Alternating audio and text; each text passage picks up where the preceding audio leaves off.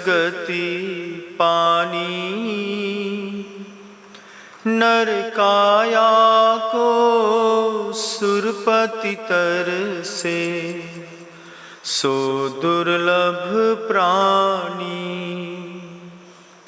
उत्तम देश सुसंगति दुर्लभ, श्रावक कुल पाना। दुर्लभ सम्यक दुर्लभ संयम, पंचम गुण ठाना। दुर्लभ रत्नत्रय आराधन, दीक्षा का धरना। दुर्लभ मुनिवर के व्रत पालन, शुद्ध भाव करना। दुर्लभ से दुर्लभ है चेतन, बोधि ज्ञान पावे। पाकर केवल ज्ञान नहीं फिर, इस भव में आवे। अहिंसा परमो धर्म की। परम पूज्य आचार्य भगवंत गुरुदेव श्री विद्यासागर जी महाराज की, वर्तमान आचार्य परमेष्ठी गुरुदेव श्री समय सागर जी महाराज की, समस्त मुनि संघ की।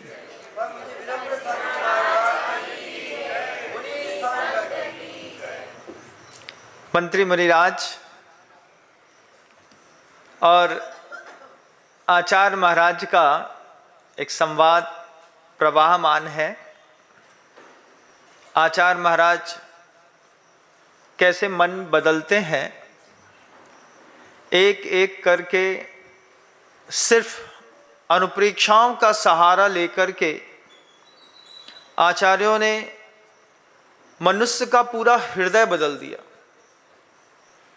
अनित्य भावना, अक्षण भावना, एकत्व, अन्यत्व, संसार भावना, अशुभ भावना, उसके बाद आश्रव, संवर, निर्जरा भावना, संसार भावना, ये सब होने के बाद लोक भावना, लोक भावना से हटा करके गुरुदेव बोधि दुर्लभ भावना पर ला करके अपने शिष्य को खड़ा कर दिया है। आपने मंगलाचरण में तो सुना ही है, दुर्लभ है निगोद से थावर अरु त्रस गति पानी।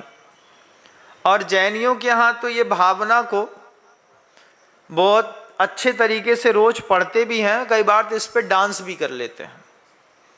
जब कभी शादी विवाह में भी उनका मन पड़ता है तो दूल्हे को दुल्हन को भी सिखा सुना देते हैं और उसी में डांडिया भी कर लेते हैं।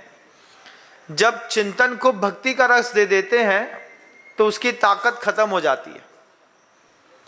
लेकिन कई बार गुरुदेव खुद कहते थे, जब पहली बार हम लोगों की दीक्षा हुई और गुरुदेव के पास बैठे थे, आचार्य सिंह जी कहते हैं हम सभी लोगों से, 25 ब्रह्मचारी थे, मुनि बने थे, सबसे कहते हैं गुरुवर आप लोगों को पता नहीं है हाथ में क्या मिल गया।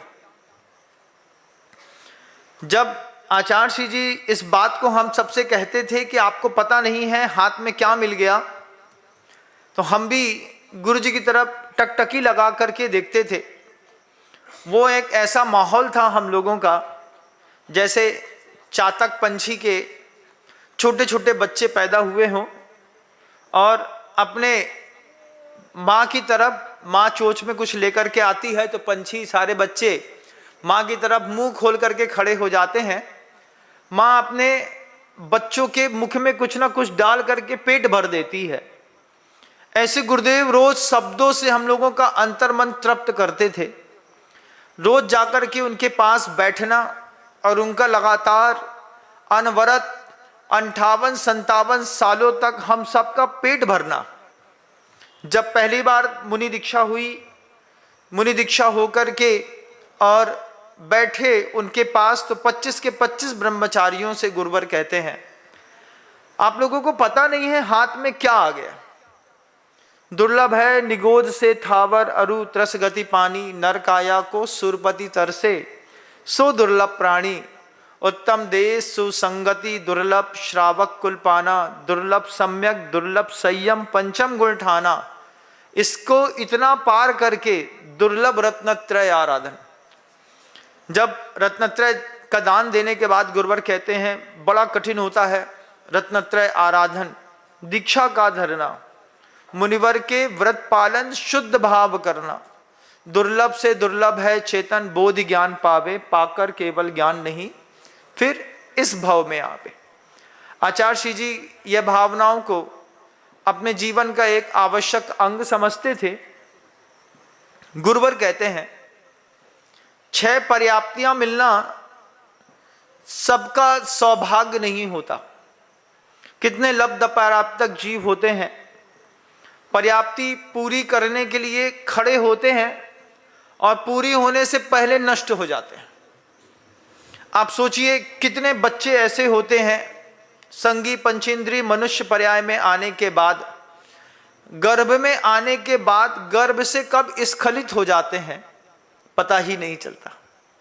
लाखों करोड़ों की जब शुक्राणुओं की फौज एक साथ अपने शरीर के विकास के लिए यात्रा पे निकलती है, उसमें से एकाध कोई जीतता है, उस विजेता के परमाणुओं से हमारा और आपका शरीर बना है। करोड़ों की मात्रा में जब एक साथ स्पर्म दौड़ते हैं, उस दौड़ते हुए स्पर्मों में से पहले स्पर्म से जो गर्भ तक पहुंच जाता है, वहां पर जाकर के हमारा और आपका शरीर बना। इसका मतलब हम शुरुआत से विजेता रहे हैं। हमने शुरुआत से जब कभी भी हमारे साथ कंपटीशन हुआ है, हमने सिर्फ जीत हासिल करी है। जब ये बात हमारे दिमाग में गहरी बैठ जाएगी तो संसार की किसी भी हार को हार जैसा महसूस नहीं करेंगे आप, क्योंकि बचपन से ही कितना विपरीत वातावरण होता है, उसमें शरीर की गर्मी को सह लेना, नष्ट नहीं होना, धीरे धीरे करके अपना डेवलपमेंट करने लगना। पर्याप्तियां गर्भ में तो अंतर मुहूर्त में एक एक करके क्रम से पूरी हो ही जाती हैं, लेकिन उसके विकास में, पूर्ण विकास में लगने वाला वह जो 9 माह का समय होता है, उस 9 माह के समय में किसी भी प्रकार का कोई कॉम्प्लिकेशन नहीं आना।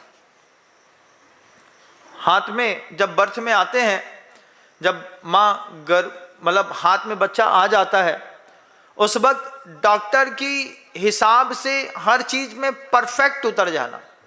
आंखें भेड़ी नहीं है, सिर बड़ा नहीं है, आंख हाथ फूले नहीं है, पेट में गंदा पानी गया नहीं है, लड़का प्रॉपर उसी समय चिल्ला रहा है, हाथ पांव बिल्कुल व्यवस्थित चल रहे हैं। भले वो 800 ग्राम का है लेकिन स्वस्थ है। चूहा के बराबर भी बच्चे होते हैं। कभी आप देखिएगा, हम जब अभी भाग्योदय तीर्थ अस्पताल में गए थे तो चूहा ज़्यादा बड़ा दिख रहा था, वो बच्चा छोटा दिख रहा था। और जब डॉक्टर से पूछा कि ये क्या है, बोले बच्चा ही है, 850-900 ग्राम का हुआ है और स्वस्थ है, इसको 7 महीने लगेंगे, ये 7 महीने में धीरे धीरे करके फुल डेवलप हो जाएगा। उन सब से बच कर के कितनी दुर्लभता से सारी की सारी प्रतिकूल परिस्थितियों को पार करके और यहाँ तक आकर के हम आप खड़े हो गए। जब कभी भी किसी भी मंगलू चाइल्ड को देखता हूँ, जब कभी भी ऐसे बच्चे को देखता हूँ जिसका मस्तिष्क का विकास नहीं होता है, या चिल्लाता बहुत है, या हाथ नहीं बने होते हैं, तब लगता है कि कितना कठिन है इस मनुष्य पर्याय को भी प्राप्त कर लेना। यही बोधि दुर्लभ भावना है। बोधि शब्द आचार्यों ने रत्नत्रय को लेकर के रखा हुआ है। आचार्य बोधि के लिए कहते हैं रत्नत्रय प्रापणम बोधि। समाधि कालांतर अगली पर्याय में भी उस रत्नत्रय की प्राप्ति के लिए कुछ और भूमिकाएं होती हैं, वह समाधि निश्चित करती है। लेकिन इस बोधि दुर्लभ भावना में आचार्य उसके शरीर के होने का भी उसको एहसास करा रहे हैं। जब कभी भी हम आध्यात्मिक ग्रंथों को पढ़ते हैं, हमारे दिमाग में बस एकमात्र आत्मा की बात डाल दी जाती है, एक ही चीज समझाई जाती है, आत्मा आत्मा आत्मा। लेकिन आचार्य कहते हैं इस कर्म सिद्धांत के साथ अगर आत्मा नहीं समझी तो फिर आत्मा बड़ी घातक सिद्ध होती है। शरीर को हे मान लेना, शरीर को बिल्कुल भी बीबस्त पूती छई ताप कमचा, ऐसी भावना कर देना, उसके बारे में हमेशा असुचि समझना, इतना भी निकृष्ट नहीं है ये शरीर। हालांकि शरीर से आप कुछ उत्पन्न नहीं कर सकते, मृत्यु के उपरांत किसी के काम नहीं आता, लेकिन इसी में रत्नत्रय पलता है, इसी में सम्यक ज्ञान पलता है, इसी में केवल ज्ञान पलता है, इसी में आदमी को इस संसार का सबसे सर्वोत्कृष्ट वैभव प्राप्त होता है, और कई लोगों को यह भी प्राप्त नहीं होता। कितने जीव ऐसे हैं संसार में। जब कभी भी आप डिस्कवरी देखेंगे, डिस्कवरी में देखिएगा, जो दुनिया देखती है वो मत देखिए। डिस्कवरी में देखिए कि दिखने वाला हर प्राणी संगी पंचेंद्रिय है। संगी पंचेंद्रिय प्राप्त पर्याय में वह आहार के निमित्त से कितना भटकता है। गिरगिट है, 1000 सांप एक गिरगिट के पीछे पड़े हैं। गिरगिट जान बचाने में लगा है, सांप भूख मिटाने में लगा है। यहां पर आचार्य कहते हैं कि जिंदा रहने के लिए क्या क्या खा कर के, किस किस पर्याय में, कैसे कैसे हमने अपने प्राण बचाए हैं, एक बार महसूस करो। अंतर्मन में शब्दों को जियो, सिर्फ जिंदा रहने के लिए। क्या क्या नहीं खाया होगा, किस किस पर्याय में। वेल मछली है, मुंह फाड़ती है, सैकड़ों मछलियां उसके पेट में चली जाती है, बंद करती है, वहीं पिस करके बाहर हो जाती हैं। शेर होता है, कितनी सारी चीजें फाड़ देता है, खा लेता है, नष्ट कर देता है। नहीं भी खा पाता है तो बड़े से बड़े हाथी मार देता है। शेर के पंजे में वो ताकत रहती है। एक केसरी सिंह होता है जिसके गले में केसर के रंग के जैसे बाल होते हैं, उसको केसरी सिंह कहते हैं। जब वह हाथी के उस मस्तक पर उछल करके एक पंजे से प्रहार करता है तो उसके एक पंजे में इतनी ताकत होती है कि हाथी की अंदर की हड्डी के 1000 टुकड़े हो जाते हैं।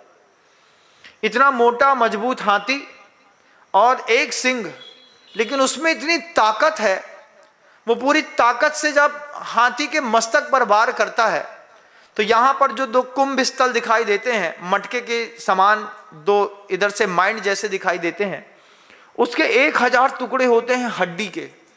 इतनी मजबूत हड्डी शेर तोड़ देता है।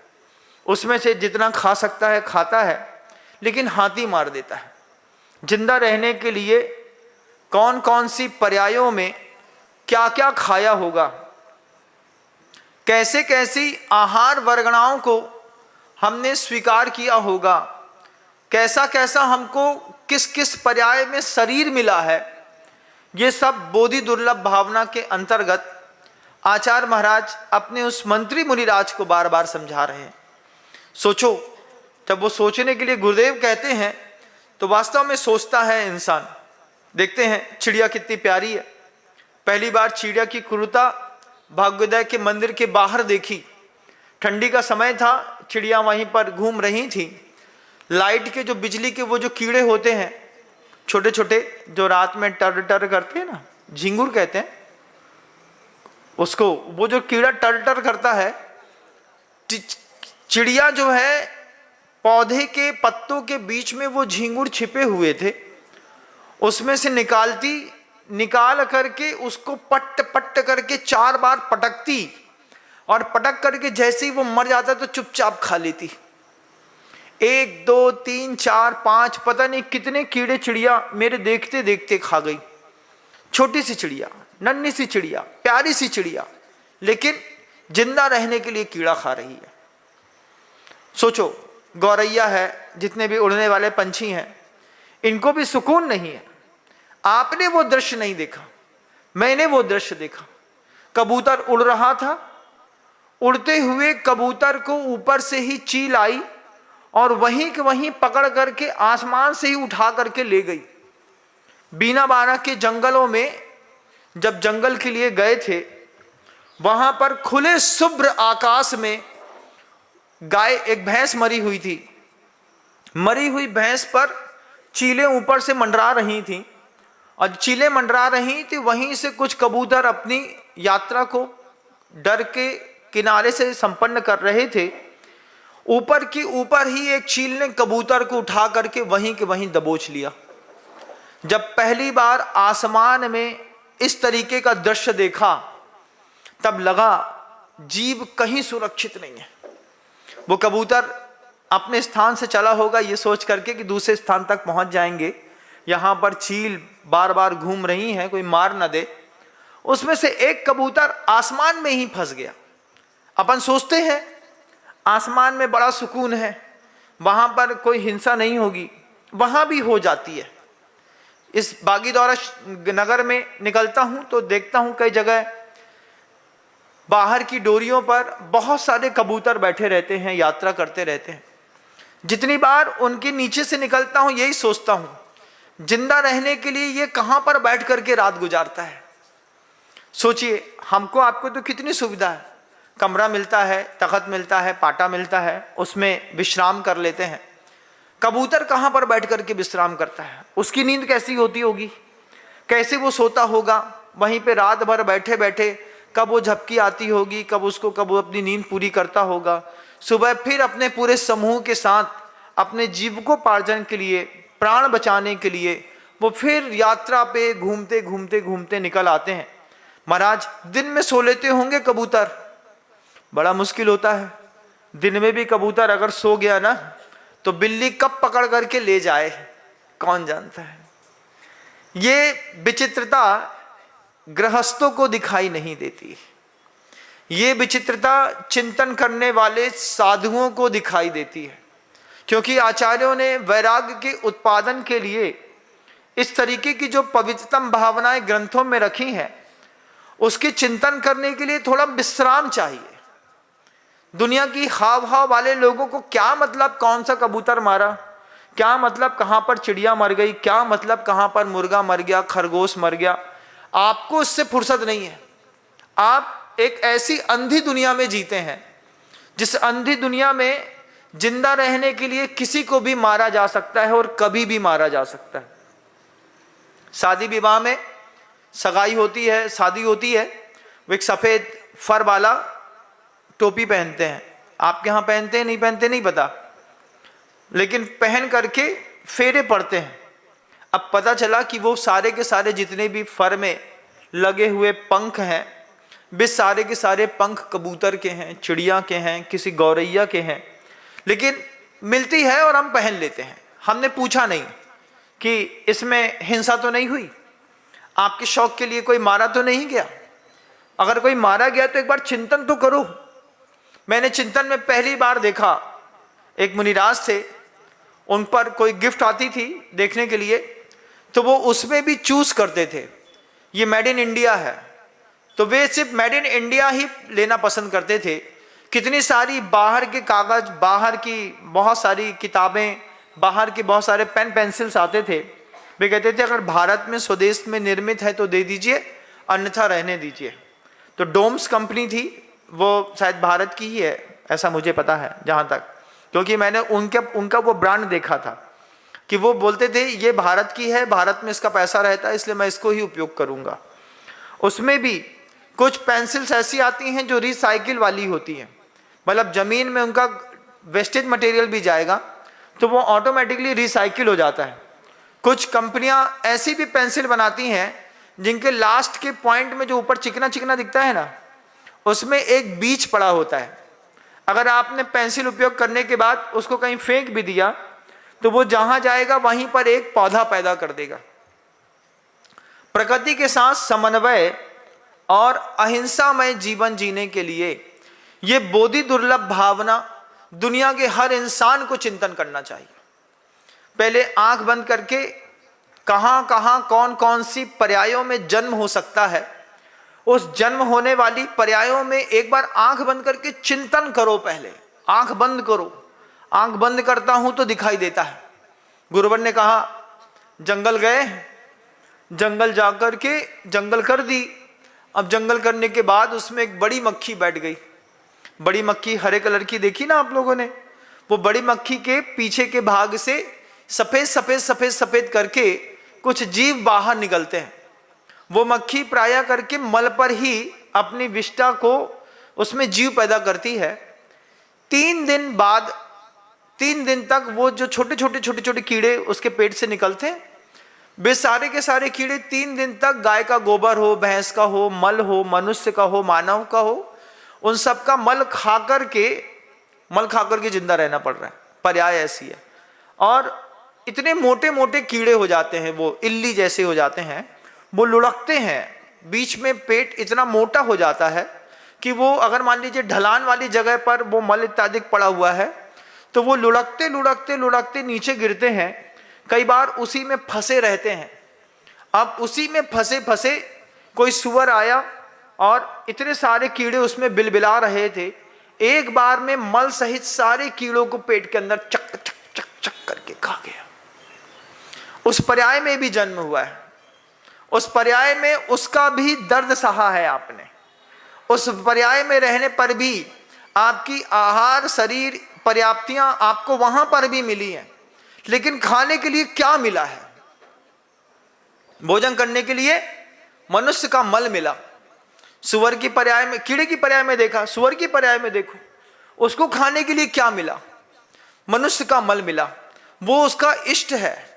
सुअर ही एक ऐसा निकृष्ट प्राणी है जो अपने मल को एक बार भक्षण कर लेता है, फिर दोबारा छोड़ता है, तब उसको त्याग करता है। कैसी कैसी पर्यायों में क्या क्या खा करके, कैसी कैसी जगह पर रह करके फिर परिवर्तन होते होते होते होते संगी पंचेंद्रिय मनुष्य का बनना कितना दुर्लभ। ये दुर्लभता क्या है महाराज? बैठे बैठे सुन लिया, झाड़े और चलते बने। तुमको धर्म की कीमत नहीं पता है। जिसको धर्म की कीमत पता है, प्रवचन सुनने के बाद अंदर से द्रवित होता है, अपने समय के उपयोग में लेकर के जाता है कि ये दोबारा नहीं मिलेगा तो क्या करेंगे। मनुष्य पर्याय मिलेगी दोबारा, लेकिन हिजड़ा बन के मिली तो, स्त्री बन करके मिली तो, जिनकुल नहीं मिला तो। ये तो शब्द लगाओ, ऐ जाते हुए लम्हों से कहो जरा ठहरो जरा ठहरो, मैं भी तो चलता हूं। किससे, कहां, क्या? आचार्य जी क्या गजब का चिंतन है गुरुवर का। बोले विनम्र ज्ञान ज्ञान से कुछ नहीं होता, लौकांतिक देवों के पास भी सम्यक ज्ञान है। इधर पर जाकर के देखो, सौधर्मेंद द्वादशांग का पाठी है, उसके पास भी ज्ञान लबालब है, लेकिन उनका ज्ञान मुक्ति का कारण नहीं बनता। सम्यक ज्ञानी है, छायिक सम्यक दृष्टि है, लेकिन अकेला ज्ञान मुक्ति का कारण नहीं बनता। वो ज्ञान, उस ज्ञान के साथ 3 चीजें बहुत जरूरी है। ज्ञान के साथ वीतराग भाव जरूरी है, ज्ञान की स्थिरता जरूरी है, ज्ञान का शांत होना जरूरी है। 3 विशेषण गुरुवर हमेशा कहते थे।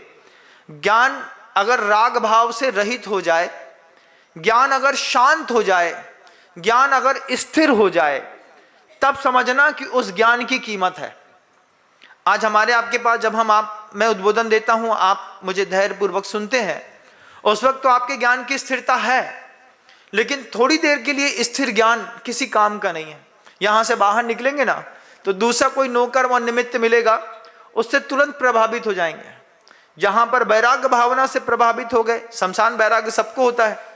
जब अर्थी लेकर के जाते हैं तो 2 पल के लिए तो पूरी दुनिया बेकार लगती है, और उसके बाद जैसे ही थोड़े से उस अंतर्भाव से नीचे उतरे तो वहीं पर बैठ करके राशि का एक गुटखा खा लेते हैं मुर्दाई के सामने। बोले क्या है यार, दुनिया तो बेकार है, लेकिन अब क्या बताएं, क्या है ये दोनों। देखो जीवन है ना, सब होता है। पहली बार जब बचपन में छोटा था, जंगल गया, नहीं ये शमशान घाट गया, शमशान घाट में देखा परिवार वाले रो रहे हैं, वहां पर कुछ लोग वहां पर लकड़ी जमाने में लगे हैं। अब भीड़ ज्यादा थी, परिवार वाले सबके सामने बैठे थे, और उनकी बुआ का आना अभी बाकी था। बुआ और फूफा देख नहीं पाए थे, तब बुआ तो नहीं देख पाएंगी शमशान घाट में, लेकिन फूफा आएंगे।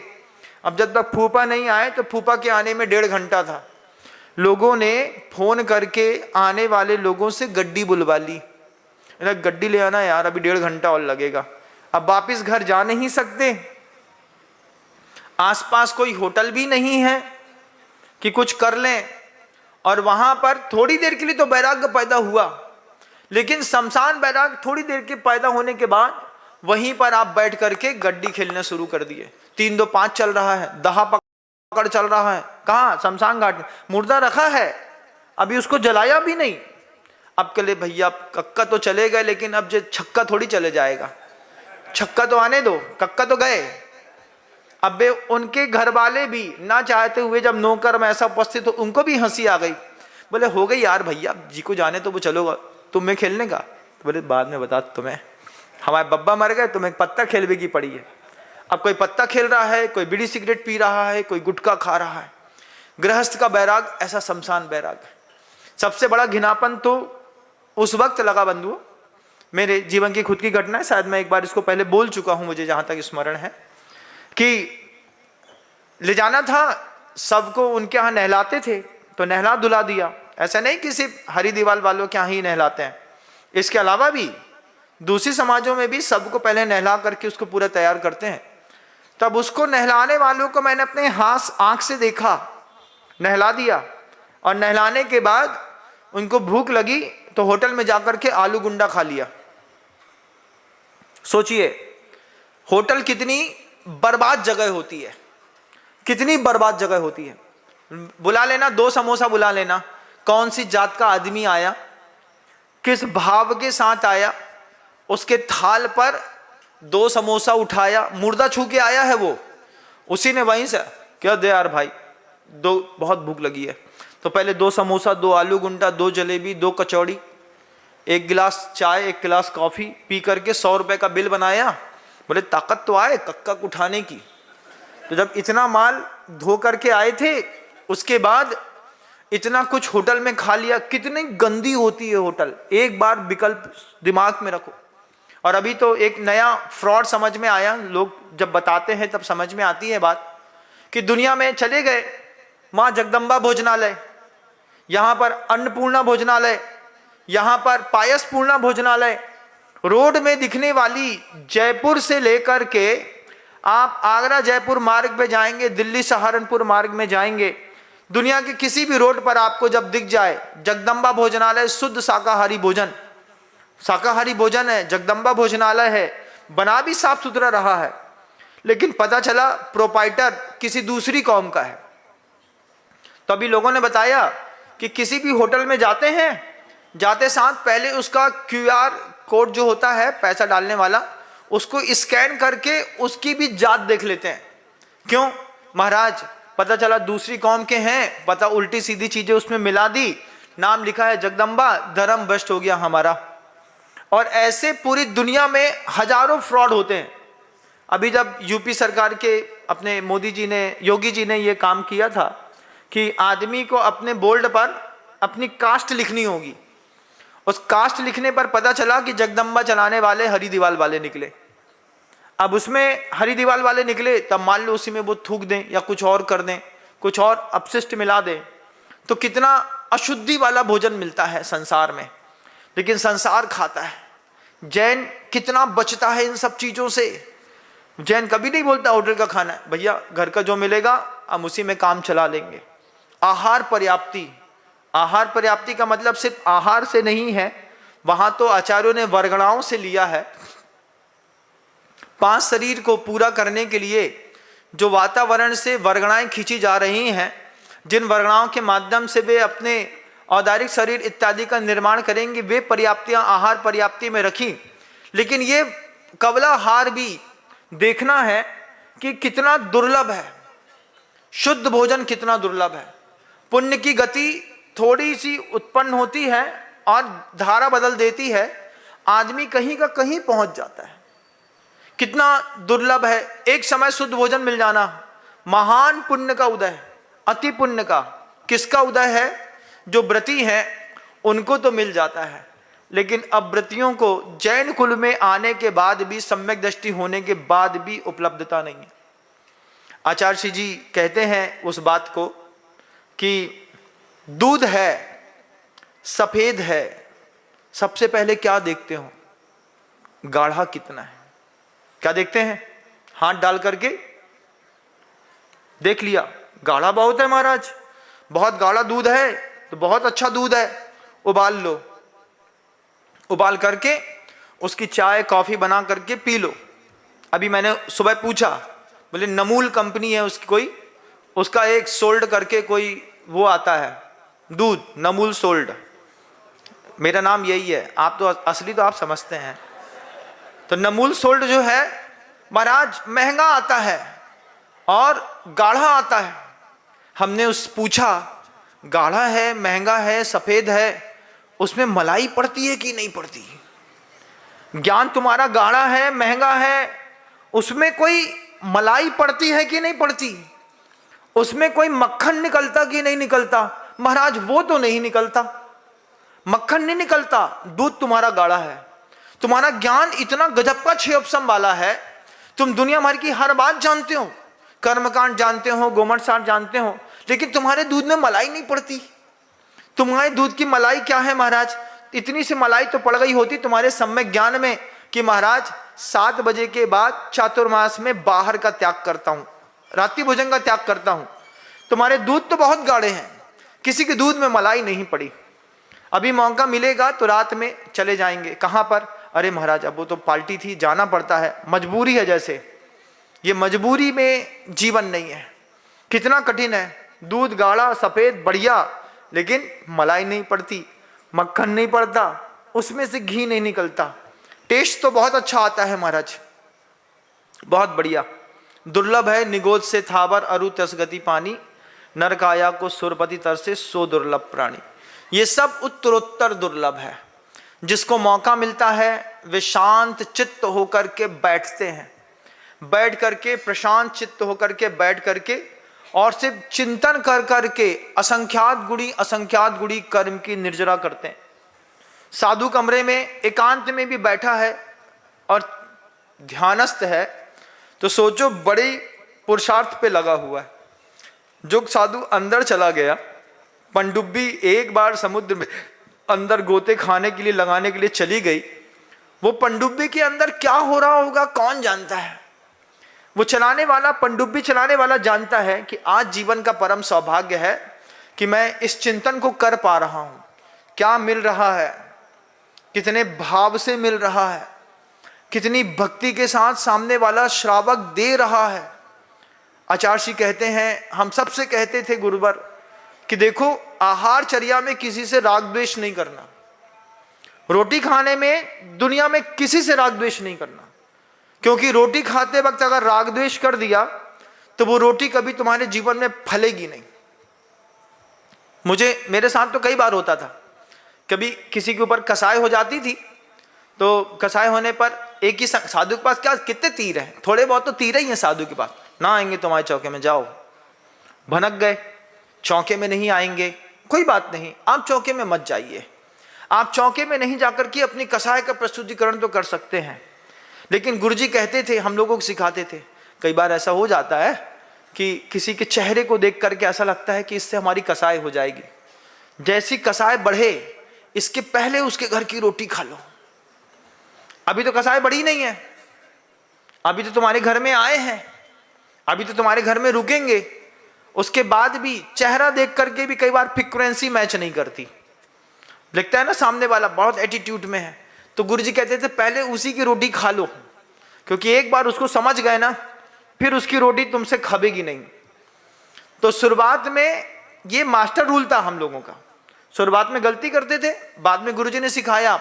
उसके बाद जब गुरुजी ने कहा रोटी खाने में सिर्फ आप आहार नहीं कर रहे हैं, ये भगवान वर्धमान स्वामी की ऐसी एक निर्मल परंपरा है जिसको देख करके, उसके दाता के गुण को देख करके और आपके लेने के भाव को लेकर के किसी को सम्यक दर्शन भी हो सकता है। इसलिए इस परंपरा का निर्दोष पालन करो, बिना राग द्वेष किए हुए। कोई भी व्यक्ति आता है, स्वागत है, आइए, अपना धर्म लाभ लीजिए और जाइए। किसी के धर्म लाभ को बाधित कर दिया, तुमसे आहार नहीं लेंगे, उसने क्या पाप किया भगवान? मुसलमान तो है नहीं, वो है तो जैन। लेकिन अगर आपने उसको बाधित कर दिया है और उसको संकलेश हो गया, तो वो संकलेश आपकी कई पर्याय बढ़ा सकता है। अगर उसने तीव्र कर्म बंध बांध लिया है तो जब तक उसका कार्मिक अकाउंट आपके साथ नॉर्मल नहीं होगा तब तक तुमको भी मुक्ति नहीं होगी। तो कई स्थान पर साधु इतनी गंभीर चिंतन को लेकर के चलते हैं, उस जगह पर रागद्वेष नहीं करूंगा। मुझे दुनिया में सबसे अच्छी आहारचर्या लगी तो निरापक्षमण मुनि श्री अभय सागर जी महाराज जी की लगी। 1-1.25 घंटे के आहार में फुल टाइम स्माइल दिखती है उनके चेहरे पर, हंसते रहते हैं धीरे धीरे। अब उनका एक शरीर है, धीरे मखाना खाएंगे, वे एक किशमिश भी खाएंगे, एक टमाटर का स्लाइस भी खाएंगे, लेकिन इतने मनुहार के साथ खाते हैं, इतने मनुहार के साथ शोधन करके वो लेते हैं कि लोगों को लगता है कि हाँ महाराज आपको आहार दान देकर के मैं धन्य हुआ। श्रावक को गदगद कर दो उस वक्त भी तो श्रावक लगता है कि हाँ महाराज मेरा सारे पाप दान देने से मिट गए। सबसे सुंदरतम आहारचर्या है किसी संत की तो निरापक्षमण मुनि श्री अभय सागर जी महाराज की। इतने गंभीर, उतने ही खड़े, नॉर्मल, बिना किसी से राग द्वेष किए हुए। जितने भी 500 आदमी भी आता है तो आने दो, वो दाता है, अपने घर से भाव बना करके लाया है, उसके धर्म ध्यान में मैं निमित्त बन रहा हूं। और उस निमित्त को अगर मैं बाधित कर गया, निमित्त को अगर मैंने पीड़ा दे दी तो निश्चित रूप से इसकी पीड़ा उपादान के अंदर भी आएगी। उस स्थान पर कसाय भाव को आने नहीं देते। आप आ जाइए, अपना दे लीजिए, मैं अपने इस प्रशस्त आहार को लेकर के, क्योंकि शुद्ध आहार मिलना बड़ा दुर्लभ है। आहार संज्ञा, उसके बाद आहार संज्ञा नहीं, आहार पर्याप्ति, शरीर पर्याप्ति, उसके बाद इंद्रिय पर्याप्ति, ये सब पर्याप्तियां दुर्लभ हैं, सबको नहीं मिलती। 5 इंद्रियां आपको मिल गई तो ये स्वतंत्र घोड़ों के जैसे छोड़ दिया, जा बेटा तेरे को जहां जाना हो। कान को जहां जाना हो, कान में मृत्युंजय मंत्र नहीं आएगा, सहस्रनाम स्तोत्र सुबह सुनाई नहीं देगा, हनी सिंह की आवाज सुनाई देती है कान में, उसी से मजा आता है महाराज। ये कान का श्रृंगार तुम्हारा कैसा हो गया।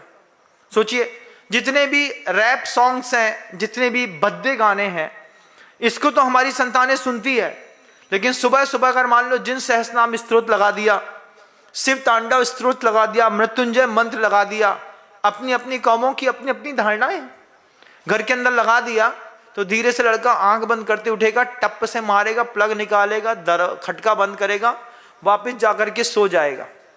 और उसी में अगर कोई म्यूजिक साउंड लगा दिया कोई दूसरा, अरे थैंक यू पापा, नींद आ रही थी, आपने मुझे एक और सेलिब्रेशन, हाँ बेटा तू सुन ले, हनी सिंह सुन ले, फिर बाद में गनी सिंह बन जाना।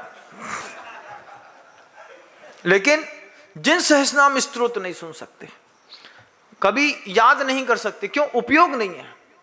आहार पर्याप्ति, शरीर पर्याप्ति, इंद्रियों का मिल गई 5 की 5 इंद्रियां, जहां जिसको जाना था जाने दिया, अंडर कंट्रोल नहीं रखा। आचार्य उस मंत्री मुनिराज को समझा करके कहते हैं, प्रेरणा है मंत्री मुनिराज के लिए कि तुम इससे अपने आप को संकुचित करो, संकुचित करके तुम अपने ध्येय के लिए व्यवस्थित हो। जब आचार्य महाराज जी ने उससे कहा कि मात्र ज्ञान से कुछ नहीं होता, ज्ञान के साथ चारित्र अपेक्षित होता है, तब वह चारित्र ज्ञान को शांत भी करता है, स्थिर भी करता है और राग रहित भी करता है। आप अपने ज्ञान की 3 स्थितियां और बना लीजिए, उसको स्थिर कर लीजिए। ज्ञान स्थिर हो जाएगा तो आप कभी भी किसी चीज के लिए भटकेंगे नहीं। आपका अस्थिर ज्ञान है ना, इसलिए कभी आपको लाल रंग पसंद आता है, कभी नीला, कभी हरा, कभी सफेद, कभी काला, कभी गोरा, कभी सांवला। आपके घर के अंदर के जितने भी वस्त्र आभूषण इत्यादि हैं, ये सारे के सारे आपके अस्थिर ज्ञान का ही प्रतीक है। कल सफेद शर्ट अच्छी लग रही थी, आज लाल अच्छी लग रही है, ज्ञान स्थिर नहीं है। ज्ञान प्रत्येक समय, सुबह शाम दिन रात में द्रव्य क्षेत्र काल की स्थिति को पाकर के वो भटकता है, उसकी भाव भंगिमाएं भटकती हैं। उस ज्ञान को स्थिर करो, उस ज्ञान को स्थिर भी करो और ज्ञान को शांत भी करो। न जानने की जो इच्छा एक बार मन के अंदर पैदा हो गई तो तुम में और भगवान में कोई अंतर नहीं है। लेकिन अगर एक चिड़िया भी निकलती है ना फड़फड़ा के बगल से, तो एक बार आदमी पलट के तो देख ही लेता है, चिड़िया है, कबूतर है, क्या है। ये जो पलटना हुआ है ये सहज नहीं है, ये अशांत ज्ञान का प्रतीक है।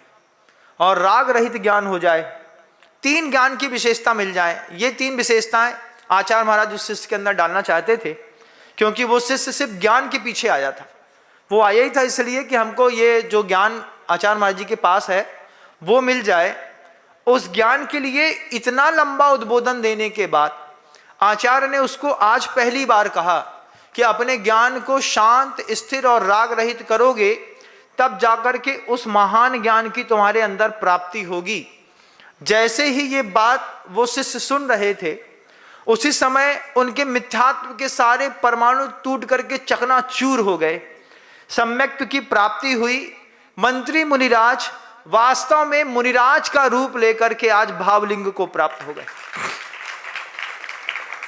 अभी किसी ने पूछा कब तक मंत्री मुनिराज रहेंगे, तो हमने कहा जब हमारी मर्जी होगी उसी दिन हम उनको मोक्ष करा सकते हैं, हमारे हाथ में है। अभी चाहे तो 1 महीना भी निकाल सकते हैं और चाहे तो आज ही उनको मोक्ष करा दें।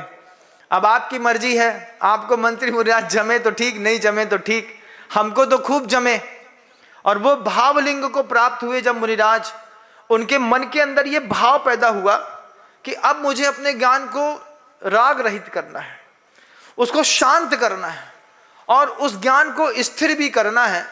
आचार्य महाराज से उद्बोधन सुन रहे थे, अंदर ही अंदर से भाव भंगिमाएं, विशुद्धि स्थान बढ़ रहे थे, अनंत गुणे अनंत गुणे, आंख से आंसू निकल रहे थे बोधि दुर्लभ भावना को देख करके।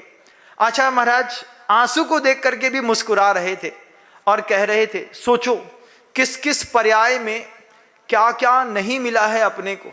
3 लोग तो पहले ही दिखा चुके, 343 घनराजु प्रमाण में सिद्धालय से लेकर के कलकला भूमि तक घुसा दिया था आचार्य ने, एक एक बात समझा दी थी, हर चीज समझ जाओ, ज्ञान में रुक जाए और उसका आनंद आ जाए।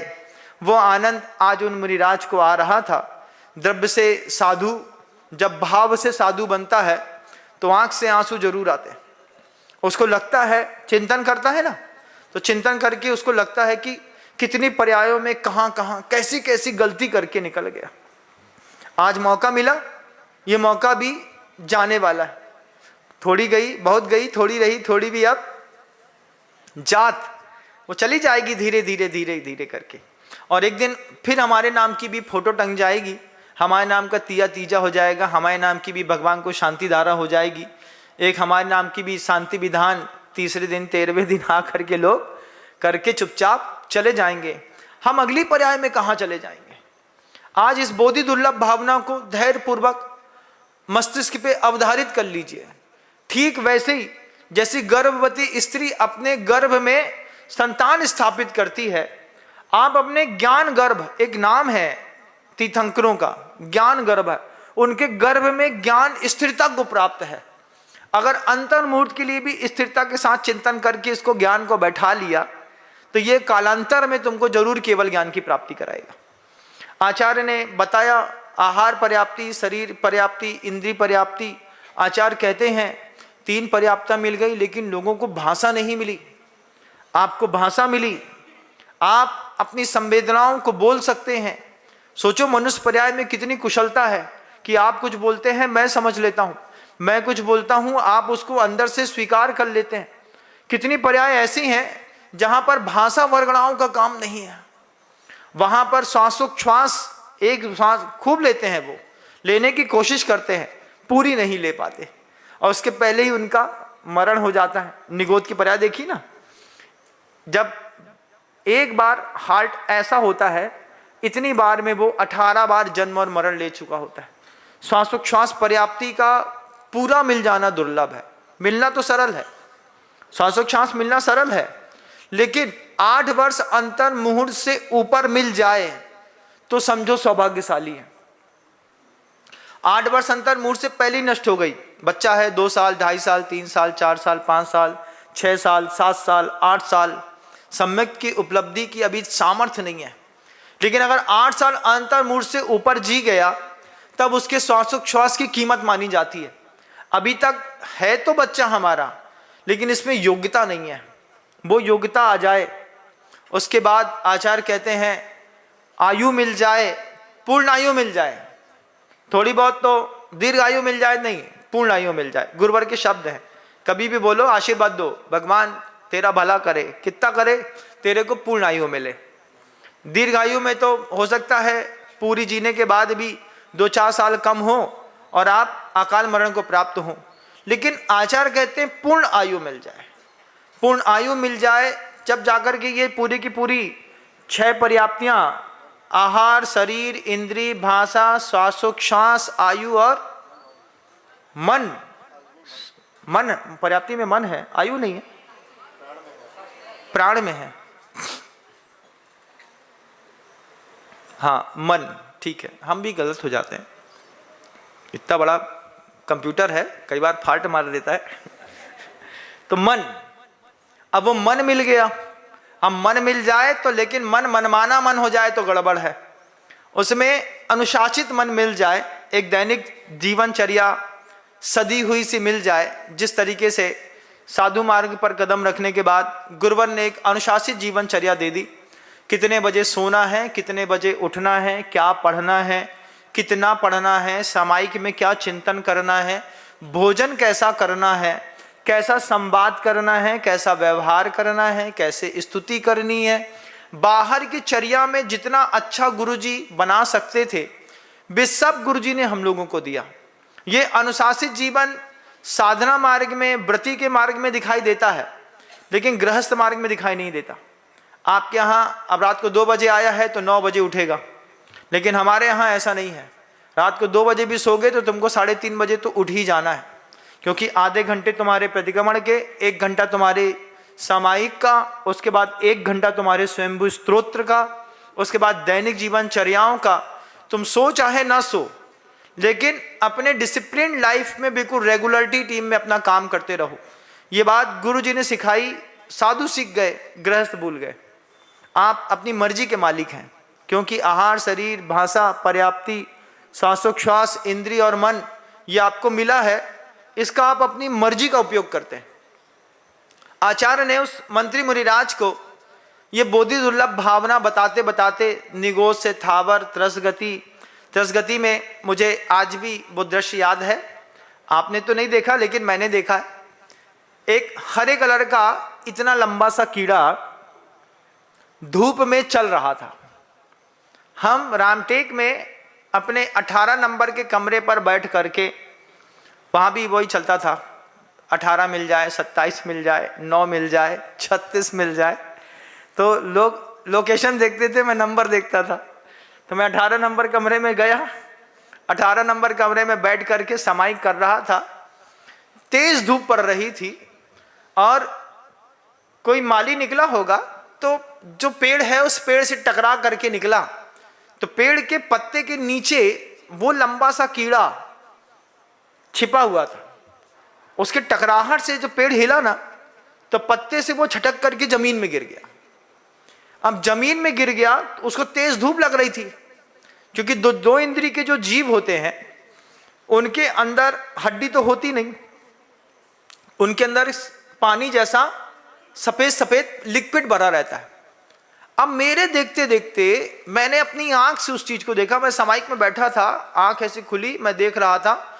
मेरे देखते देखते वो पूरी पट्टी क्रॉस कर पाता, इसके पहले धूप की गर्मी से उसके अंदर का वो जो पदार्थ था वो इतना गर्म हो गया कि वो बीच से फट करके उसका पदार्थ बाहर निकल आया और वो कीड़ा वहीं पर मर गया। जब देखा मैंने, तो देख करके समाइक के बाद मैंने गुरुजी के पास जाकर के बोला, आचार्य जी आज ऐसा देखा। आचार्य जी बोलते हैं, विकलत्रय का जो दुख है वो तुम समझ नहीं सकते।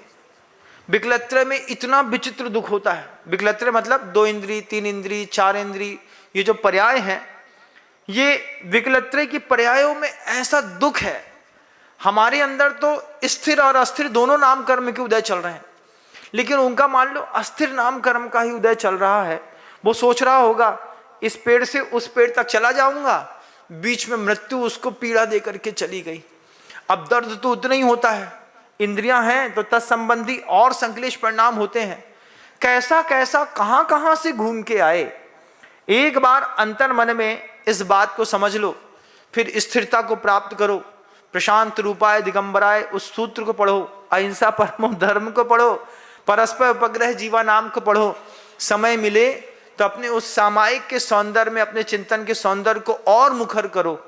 ये बात आचार्य महाराज ने कह करके रत्नत्रय के बाद बोधि दुर्लभ ज्ञान, वह केवल ज्ञान की प्राप्ति जिसके लिए वे आए थे, उनको वह बात कह करके आचार्य महाराज ने संतुष्ट कर दिया। एक द्रव्यलिंगी को भावलिंगी बनाने वाले वे आचार्य महाराज अपने आप में आज बड़ी शांति का अनुभव कर रहे थे। शिष्य रोज सुनता है तो सुन करके साधु भी समझता है, सुन रहा है दिमाग से, सुनेगा और चला जाएगा, लेकिन जब ध्यान से सुनता है और उतर जाता है तो आंख से आंसू टपका देता है। जब शिष्य आंसू टपका देता है तो गुरुदेव को भी लगता है कि हाँ, ये अंदर से द्रवित होकर के सुन रहा है। आज आचार्य महाराज उतने ही संतुष्ट हुए इस बोधि दुर्लभ भावना को सामने वाले के पास दे करके, और फिर कहते हैं तुम्हारे उस ज्ञान के दुग्ध में मोटी मलाई पड़नी चाहिए। आपके घर के अंदर भी, आपके इधर भी, घर के अंदर मतलब गंजी वाला दूध नहीं बोल रहा हूं, इधर वाला जो शुद्ध ज्ञान है ना, इसमें एक मोटी मलाई पड़नी चाहिए। ज्ञान को 3 चीजों पर ला करके खड़ा करो, राग रहित करो, स्थिर करो और शांत कर दो। तुमसे बड़ा दुनिया में कोई धर्मात्मा नहीं है। उसके लिए जो करना पड़े, जिसको ग्रहण करना पड़े और जिसको छोड़ना पड़े, उन दोनों के लिए अंतर्मन से अपने आप को तैयार करोगे तो जीवन का सौंदर्य विकसित होगा। आपका समय हो गया है, इसलिए शब्दों को विराम देता हूं। कल एक अंतिम भावना है, धर्म भावना, वह आप सबके बीच में आएगी। धैर्यपूर्वक उसको भी सुनेंगे, क्योंकि आपको मैं जानता हूं कि बंदर जैसा तो मन है, एक तत्व पे स्थिर रह करके ज्यादा देर रह नहीं सकता। धीरे धीरे बोरियत होने लगती, महाराज कुछ और सुनाओ, कुछ और सुनाओ, कुछ और सुनाओ। तो एक नई चीज और सुना देते हैं। 2 अक्टूबर को बागीदौरा की पावन पवित्र धरती पर आचार्य भगवंत के आशीर्वाद से बाल ब्रह्मचारी विनय भैया जी के निर्देशन में हम मंदिर जी का शिलान्यास समारोह करने के लिए जा रहे हैं। पूरे देश की जनता को मैं आमंत्रित करना चाहूंगा। बागीदौरा और बागड़ के हर एक घर के हर एक सदस्य को मैं इस शिलान्यास समारोह पर आमंत्रित करना चाहूंगा। दशहरे का दिन है, आपका रावण जलाने, जलवाने, देखने, सुनने की अनुमोदना का त्याग है। समाज ने बहुत सुंदरतम भोजन की व्यवस्था करी है। समाज ने अच्छा पंडाल लगाया हुआ है। 72 गांव के साथ पूरे राजस्थान, उदयपुर तक, जहां तक मेरी ये आवाज चली जाए, मध्य प्रदेश के लोग भी अगर यहाँ पर इस शिलान्यास समारोह के कार्यक्रम में आना चाहें, मैं निमंत्रण इसलिए भी दे रहा हूं कि हम एक तीर्थ का शिलान्यास करने के लिए जा रहे हैं, जिस शिलान्यास में एक बार जो भूमिकाएं तय होंगी वे अगले 2000 साल तक स्थायित्व को प्राप्त होंगी। गुरुदेव श्री समय सागर जी महाराज जी का उस पे महानतम आशीर्वाद वरद हस्त प्राप्त है। ब्रह्मचारी विनय भैया जी के निर्देशन में, उनके प्रतिष्ठाचार्यत्व में हम विधिवत इस शिलान्यास समारोह को करेंगे। पूरी जनता दुनिया भर से आ रही है, कुछ और भी विशेष घटित हो सकता है, उसके लिए भी आमंत्रण दूंगा कि एक बार आप आकर के 2 अक्टूबर को, चूंकि दशहरा है, आप सभी सुबह 9 बजे से 7 बजे से भी पधारेंगे तो स्वागत है। भोजन, आवास, निःशुल्क इत्यादि सारी व्यवस्थाएं, नाश्ते वगैरह की समाज कमेटी बहुत अच्छी है, खिलाती तो बड़ा जम के है, धमक के खिलाती है। मेरे चेहरे के गाल लाल बता ही रहे होंगे। आप सब पधारें, ऐसी भावना रखता हूं। और हजारों वर्षों तक स्थापित होने वाले इस जिनालय के शिलान्यास के अपनी दृश्य के साक्षी बने। ऐसा पुण्य का अवसर युगों युगों में मिलता है, किसी किसी को मिलता है। हम सब इस नए तीर्थ के निर्माणकर्ता के रूप में प्रकृति के द्वारा नियोजित किए गए हैं। आपकी संयोजना, आपका आगमन मैं इंतजार करूंगा। पूरे 72 गांव की जनता का, वे यहाँ पर आकर के धर्म लाभ लेगी, मुझे अच्छा लगेगा। गुरुदेव श्री विद्यासागर जी महाराज।